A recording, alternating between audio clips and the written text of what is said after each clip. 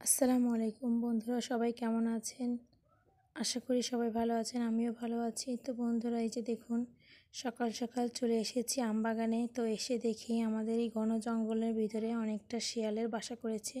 তো সেইগুলোই ভাঙার চেষ্টা করতেছে সবার। এই যে দেখুন, অনেক লোভনীয় জিনিস। এই জিনিসটা দেখলে আমার মনে হয় ছোট বড় প্রত্যেকেরই লোভ লাগে। তো এই যে দেখুন, আমি আমগুলো ছুলে নেব। তো এই আমগুলো কোথা থেকে নিয়ে আসলাম চলুন আপনাদেরকে দেখাই। তো এই যে দেখুন বন্ধুরা, আমাদের কিন্তু বাড়িতে অনেক আম গাছ আছে, বলতে পারেন অনেক আমের বাগান আছে। তো সেখান থেকে আমটা আমি ছিঁড়ে নিয়ে মাখানোর জন্য নিয়ে গিয়েছি। তো এই যে দেখুন বন্ধুরা, অনেক আম গাছ, মাশাআল্লাহ প্রত্যেকটা গাছে অনেক অনেক আম ধরেছে। তো এই যে দেখুন, যে আম গাছটাতেই যায় না কেন প্রত্যেকটা গাছে অনেক আম হয়েছে। কিছু গাছে ছোট অথবা কিছু গাছে বড় আম। তো মোটামুটি গ্রামের বাড়ি হওয়া সত্ত্বেও অনেকটা গাছ, অনেক গাছ আছে, অনেকেরই আছে, থাকে না।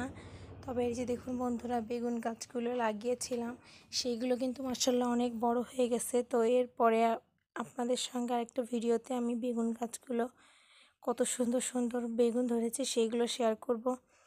তো আজকে তেমন রান্নার ভিডিও করব না। আজকে ভাবলাম আমাদের বাড়িতে যে কত সুন্দর সুন্দর আম গাছ এবং আম গাছে কত সুন্দর আম ধরে আছে সেগুলো আপনাদের সঙ্গে শেয়ার করব।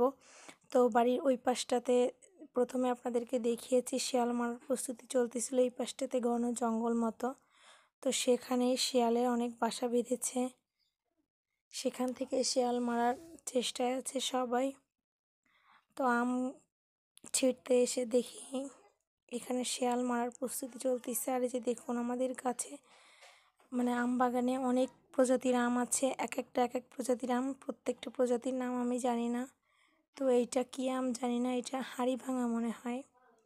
তো যারা আমার আপুরা ভাইয়ারা যারা আম চেনো তারা একটু বলো কোনটা কোন আম, এইটা কোন আম বলো সবাই একটু। এই আমের সাইজটা একটু বড়, পাকার আগ মুহূর্ত পর্যন্ত অনেক বড় হয়। আর এইগুলো দেখো লাটিমের মতো ছোট ছোট, গোল গোল। এই আমের সাইজটাও খারাপ না। তবে আমরুপালি আম ওইটা আমি চিনি, ওইটার সাইজ ছোট ছোট, ওইটা এখনও বড় হয়নি। ওই আমটা সব থেকে পরে পাকে। আর এই যে দেখুন, এইটা কী আম সবাই একটু জানায়েন।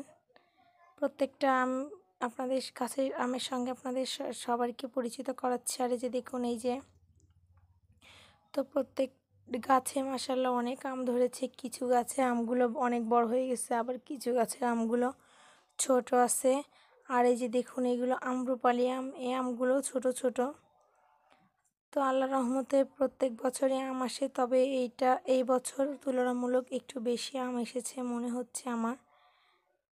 তো বন্ধুরা, তোমরা সবাই আমার ভিডিওটা ভালো লাগলে একটা লাইক করে দিও এবং চ্যানেলটিকে এখনও যারা সাবস্ক্রাইব করোনি সাবস্ক্রাইব করে দিও।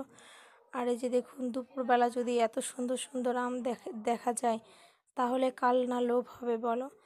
তো এই যে আমি ঘুরে ঘুরে আম গাছগুলো দেখতেছি আর ভাবতেছি কোন আমটা ছেঁড়া যাবে, কোন আমটা ছেঁড়া যাবে। তো ভাবতে ভাবতে এইটা থেকে ওইটা, ওইটা থেকে ওইটা, এমন করতে করতে অবশেষে দেখা যাক কোথা থেকে আমটা ছেঁড়া যায়। প্রত্যেকটা গাছের নিচে দেখুন বন্ধুরা কতটা আম আছে পড়ে। তো তারপরে আমি টাটকা আম গাছ থেকে ছিঁড়ব। তো এই যে দেখুন, আরও আম দেখে জাস্ট খুব ভালো লাগতেছে। তো এর ভেতরে আমার মেয়েও চলে এসেছে। আর যে দেখুন বন্ধুরা, এটা অনেক বড় আম। কী আম একটু জানায়েন সবাই।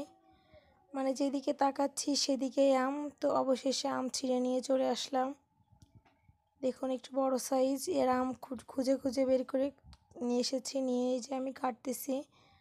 আর এই যে আমটা সুন্দর মতো আমের জন্য একটা মশলা বানিয়েছি, শুকনো মরিচ, তারপরে ধনিয়া, আরও অনেক কিছু দিয়ে একটা সুন্দর মতো মশলা বানিয়েছি। কাসন্দে তো আমরা আম খেয়েই থাকি, ওটা কিনতে পাওয়া যায়, কিন্তু আমি হাতে বানিয়েছি এই মশলা দিয়ে আমটা মাখাবো। তো আমটা পাতলা পাতলা করে কেটে নিয়েছি।